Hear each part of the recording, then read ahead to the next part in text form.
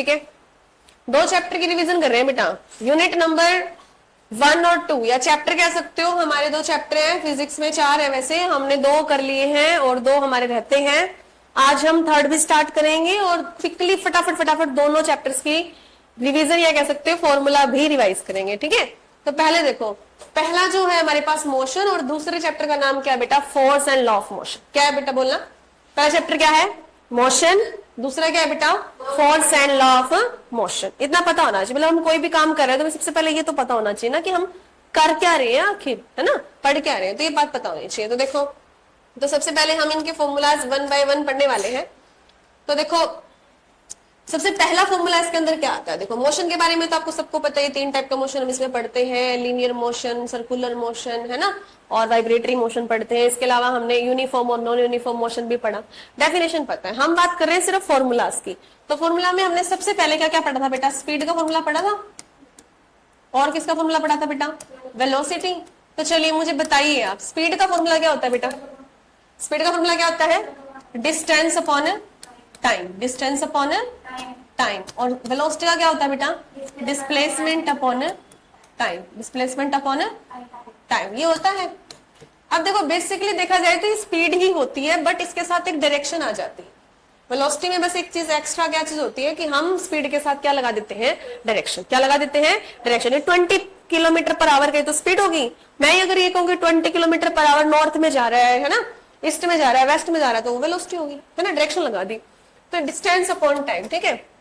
तो यहाँ पे देखो इसका जो फॉर्मूला बना वो डिस्टेंस अपॉन टाइम बना, ठीक है। तो यूनिट क्या बनेगी बेटा, इसकी डिस्टेंस की यूनिट मीटर और टाइम की यूनिट क्या होगी, मीटर पर सेकंड। और इसकी भी क्या हो जाएगी बेटा, मीटर पर सेकंड। यूनिट आपको हमेशा डेफिनेशन के साथ साथ फॉर्मूला और यूनिट दोनों ही अच्छे से आनी चाहिए। अगर आपको वो अच्छे से नहीं आते हैं ना बेटा, तो इश्यू आएगा ही आएगा न्यूमेरिकल सोल्व करते वक्त, ठीक है। तो अब देखो तीसरा जो टॉपिक था हमारा क्या है बेटा, एक्सेलरेशन। क्या है बेटा, एक्सेलरेशन। क्या है, एक्सेलरेशन। तो एक्सेलरेशन हम निकाल रहे हैं, तो एक्सेलरेशन निकालेंगे।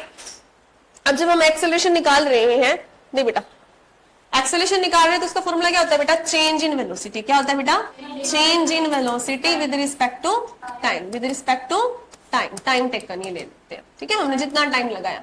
तो बेटा देखो चेंज इन वेलोसिटी, मान लो कोई ऑब्जेक्ट था, पहले u वेलोसिटी से जा रहा था बेटा, अब उसकी वेलोसिटी कितनी होगी बेटा, v। कितने टाइम में हुई बेटा, t टाइम में। तो वेलोसिटी में कितना चेंज आएगा गौरव बताना, पहले u से जा रहा था बेटा, अब v से जाने लग गया, तो कितना चेंज आएगा, v माइनस यू। गौरव कितना चेंज आएगा बेटा, v माइनस यू, ठीक है। और टाइम कितना हो गया बेटा, t। तो एक्सेलरेशन का फॉर्मूला क्या हो गया बेटा, v minus you upon T. क्या हुआ बेटा, v minus you upon T. अब देखो ये दोनों ही वेलोसिटी है, इसकी यूनिट क्या होगी बेटा, मीटर पर सेकंड, और टाइम की यूनिट क्या होती है बेटा, सेकंड। दोनों सेकंड है तो बेटा क्या बन गया, मीटर पर सेकंड। तो ये पढ़ लिया हमने, पढ़ा अच्छे से। इसके अलावा हमने और क्या फॉर्मूला पढ़े थे बेटा बताओ, और क्या पढ़ा था बताओ, स्पीड है, वेलोसिटी है, एक्सेलरेशन है, और क्या पढ़ा था बेटा हमने, 3 इक्वेशन पढ़ी थी। एक एवरेज स्पीड नाम की चीज पढ़ी थी। क्या था बेटा एवरेज स्पीड का फॉर्मूला, एवरेज स्पीड का फॉर्मूला क्या था बेटा, total distance upon total time. एक चीज और बताई थी बेटा मैंने, आप शायद भूल रहे हैं। अगर मान लो यही चीज है कि अगर कोई वेलोसिटी, कोई ऑब्जेक्ट है वो u स्पीड से चल रहा है और बाद में उसकी स्पीड कितनी होगी बेटा, v। तो एवरेज जब आप निकालोगे, इसमें एवरेज वेलोसिटी भी इसी टाइप से आप निकालते हो, एवरेज वेलोसिटी, वेलोसिटी बेसिकली तो इसी के लिए आता है ये। तो देखो कैसे निकालना है, initial plus final divide by क्या हो गया 2। एवरेज का मतलब तो यही होता है ना, जितने भी वैल्यूज है उनको जोड़ो और जितने भी नंबर उसे डिवाइड कर दो। 2 है तो 2 से डिवाइड कर दिया, 3 होते तो 3 से कर देते, 4 होता तो 4 से कर देते, तो डिवाइड कर दिया बेटा। यहाँ पे स्पीड देखो है तो वेलोसिटी और स्पीड, इसलिए यूनिट क्या रहेगी बेटा, मीटर पर सेकंड। क्या रहेगी, मीटर पर सेकंड। बात समझ में आ रही है। इसके अलावा हमने क्या पढ़ा था बेटा, इसको हम एक बार आगे कर लेते हैं। जो हमने मेन चीज पढ़ी थी बेटा वो पढ़ी थी इक्वेशन ऑफ मोशन। अब इसी के ऊपर न्यूमेरिकल्स आते हैं बेटा, दोनों ही चैप्टर्स के मिला के आते हैं। इक्वेशन ऑफ मोशन क्या आती है बेटा, equation of motion, motion motion है, मोशन। तो देखो पहले जो इक्वेशन है वो क्या होती है, v is equal to u plus a t, और दूसरी क्या होती है बेटा, s is equal to u t plus half a t square, और तीसरी क्या होती है बेटा, v square minus u square is equal to 2as, तो v square minus u square is equal to 2as, ठीक है। और ये 3 इक्वेशन हमने पढ़ी थी। अब ये थोड़ा सा मुझे ये बताओ कि इसमें v क्या है, बताओ कौन सी वेलोसिटी है, u क्या है इसके अंदर, बताओ इनिशियल वेलोसिटी, a क्या है बेटा इसके अंदर एक्सेलरेशन, t क्या है बेटा इसके अंदर टाइम, s क्या है बेटा इसके अंदर। यानी कि अगर आपको कोई क्वेश्चन दे दिया, ठीक है, उसमें आपके पास ये स्टेटमेंट दी हुई है इस टाइप से 1 2 3 4, 4 टर्म है इसके अंदर, 4 में से कोई भी 3 वैल्यू आपको मिलेंगी और एक आपसे पूछेंगे, ठीक है। तो इस टाइप से अगर डिस्टेंस का कोई जिक्र ही नहीं है बेटा क्वेश्चन के अंदर, तो आप ये वाला फॉर्मूला यूज करोगे, सीधी सी बात है ना। लेकिन अगर डिस्टेंस का जिक्र किया, डिस्टेंस पूछा है या गिवन है, तो इन दोनों में से कोई 2 फॉर्मूला आप यूज कर सकते हो, कोई भी एक यूज कर सकते हो, ठीक है। तो कैसे यूज कर सकते हो, तो टाइम के बारे में अगर बता रखा है तो ये वाला यूज कर लेना, तो टाइम के बारे में कुछ नहीं बता रखा तो ऑफ कोर्स ये वाला यूज हो जाएगा। क्या बात समझ में आ रही है आपको अच्छे से, क्योंकि इसके अंदर टाइम नहीं है, क्या नहीं है बेटा, यहाँ टाइम है, ठीक है। तो डिपेंड करता है कि हम कौन सा फॉर्मूला, बच्चों को ज्यादातर ये कंफ्यूजन रहती है कि यूज कौन सा फॉर्मूला करें, तो डिपेंड करता है बेटा। पहले आप स्टेटमेंट में ये देखो कि आपको दे क्या रखा है, पूछा क्या है। डिस्टेंस पूछा है तो of course distance in 2 formula के अंदर है, टाइम गिवन है तो टाइम इसमें है, टाइम गिवन नहीं है तो ये वाला फॉर्मूला यूज होगा। समझ आ रही है बात यहाँ तक, चलो अब आगे चलते हैं। अब देखो हमारे पास लॉज ऑफ मोशन की बात करें तो उसमें हमने क्या पढ़ा था बेटा, फोर्स, क्या पढ़ा था, फोर्स पढ़ा था ना। न्यूटन के सेकंड लॉ के अकॉर्डिंग फोर्स का फॉर्मूला क्या होता है, मास इनटू एक्सेलरेशन, या फिर एक चीज और होती है बेटा dp बाय dt। ये क्या होती है, p क्या चीज है यहाँ पे, p क्या, p क्या है, वेरी गुड, लीनियर मोमेंटम।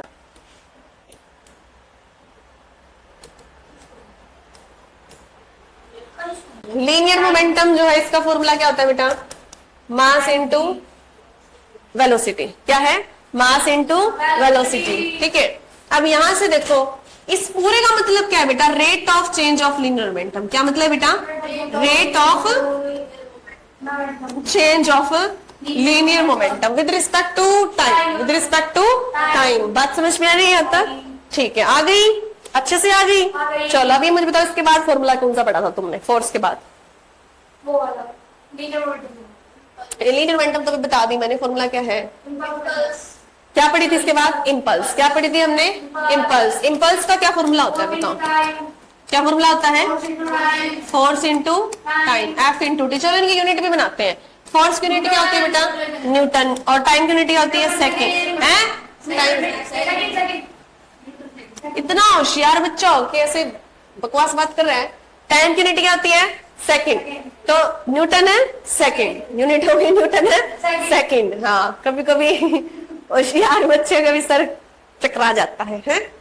अब देखो यहाँ से मास की यूनिट क्या होती है बेटा, किलोग्राम, क्या होती है, किलोग्राम, और वेलोसिटी की यूनिट क्या होती है, मीटर पर सेकेंड। तो क्या बन गई, किलोग्राम मीटर पर सेकेंड, यूनिट क्या बन गई बेटा,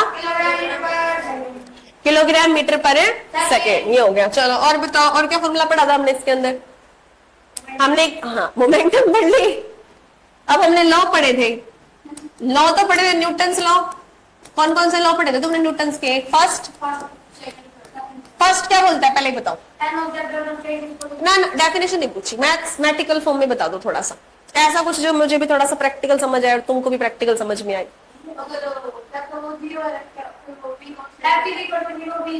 वेरी गुड वेरी गुड। अगर हम एफ को 0 कर देंगे यानी फोर्स नहीं लगा रहे तो उसकी वेलोसिटी चेंज नहीं होगी, उसका स्टेट चेंज नहीं होगी, वी क्या रहेगी, कांस्टेंट। वी कांस्टेंट का मतलब क्या हुआ बेटा, एक्सेलरेशन 0 हुई ना।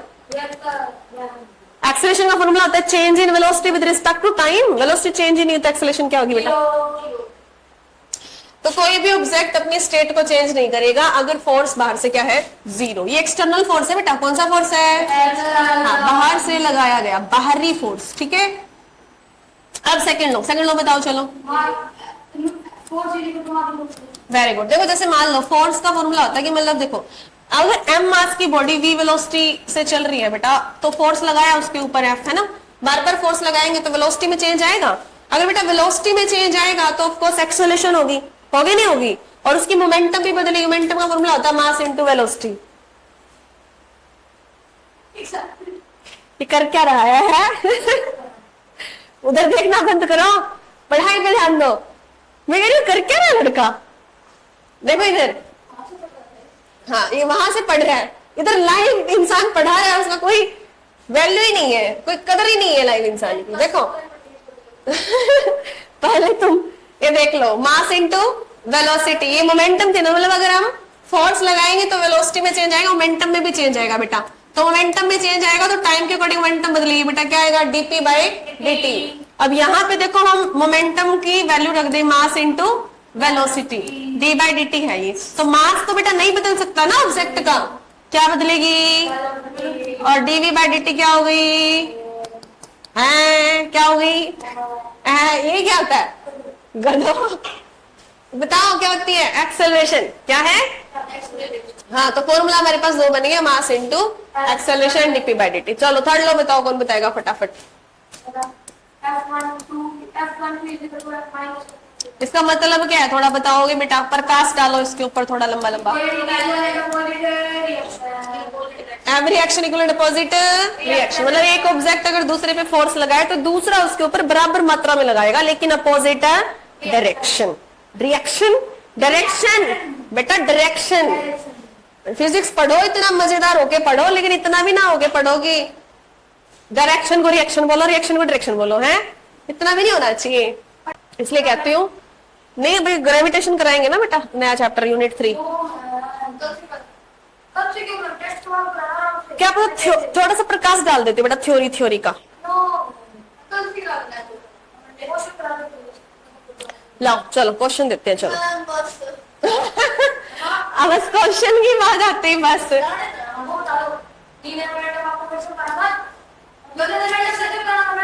है कंजर्वेशन ऑफ लीनियर मोमेंटम, चलो ठीक है, ये आधी कटिंग होगी इस वीडियो की। अब देखो क्या है, law of conservation of linear momentum, ध्यान से देख लो इसको, ठीक है। कंजर्वेशन ऑफ लीनियर मोमेंटम क्या बोलता है बेटा, कि अगर F जीरो हो, क्या जीरो हो बेटा, एक्सटर्नल फोर्स अगर किसी ऑब्जेक्ट पे ना लगाया जाए, किसी सिस्टम पे नहीं लगाया जाता, तो उसकी मोमेंटम, टोटल लीनियर मोमेंटम बेटा क्या रहने वाली है, कांस्टेंट, ये रहने वाली है कांस्टेंट, ठीक है। इसका मतलब डीपी बाई डीटी में कोई चेंज नहीं आएगा। तो बेटा ये तो हमने पढ़ ही लिया ना। सेकंड का, न्यूटन का सेकंड लॉ क्या बोलता है बेटा, कि फोर्स जो होता है वो क्या होता है, डीपी बाई डीटी होता है। अभी यहाँ पे मास इनटू एक्सेलरेशन का कोई जिक्र नहीं है, क्योंकि हम अभी मोमेंटम के बारे में पढ़ रहे हैं, ठीक है। तो फोर्स डीपी बाई डीटी होता है न्यूटन सेकंड लॉ के अकॉर्डिंग, मुझे बताओ होता है ना बेटा। अगर मैं फोर्स को जीरो कर दूं तो डीपी बाई डीटी जीरो होगा नहीं होगा, मुझे बता दो, होगा ना। डीपी बाई डीटी मतलब कोई चेंज नहीं आया, चेंज नहीं आया तो पी क्या हुआ बेटा, कांस्टेंट, क्या हुआ कांस्टेंट। इसको आप ऐसे भी समझ सकते हो कि इस टाइप से भी समझ सकते हो बेटा, कि जैसे मान लो डीपी बाई डीटी जीरो आ गया, डीपी बाई डीटी क्या आ गया जीरो, और पी का फॉर्मूला क्या होता है बेटा, मास इनटू वेलोसिटी, क्या होता है मास इनटू वेलोसिटी। तो मास में तो चेंज आएगा नहीं, वैसे भी बदलेगा नहीं, धक्का लगाने से कोई बॉडी का मास थोड़ी बदल जाएगा, तो वेलोसिटी बदलेगी, क्या बदलेगी बेटा, वेलोसिटी, ठीक है, ये बदलेगी। अब डीवी बाई डीटी क्या होती है बेटा, एक्सेलरेशन। अब इन दोनों का प्रोडक्ट जीरो है, दोनों का प्रोडक्ट क्या है बेटा, जीरो, तो इसका मतलब इन दोनों में से एक वैल्यू जीरो होगी, तो मास तो जीरो हो नहीं सकता ना बेटा। तो क्या चीज जीरो है, इसका मतलब बेटा एक्सेलरेशन, क्या चीज जीरो हुई, एक्सेलरेशन जीरो, मतलब डीवी बाई डीटी क्या हुई बेटा, zero, d v by d t zero, इसका मतलब वी क्या हुई बेटा, कांस्टेंट, वी क्या हुई बेटा, कांस्टेंट। और मोमेंटम का फॉर्मूला होता है मास इनटू वेलोसिटी, मास इनटू वेलोसिटी। तो अगर मास भी कांस्टेंट और वेलोसिटी भी कांस्टेंट है तो ओवरऑल वैल्यू क्या होगी बेटा, कांस्टेंट, क्या हो गई कांस्टेंट। बात समझ में आ रही है अच्छे से, आई नहीं आई, तो बताना है दोबारा या समझ में आ गया, वेरी गुड, शाबाश, लिख लो इसको। शॉर्टकट भी लिख सकते हो, लंबा वे भी लिख सकते हो, जो लिखना है लिख लो बेटा तुम। इसको थोड़ा और बढ़ा देते हैं,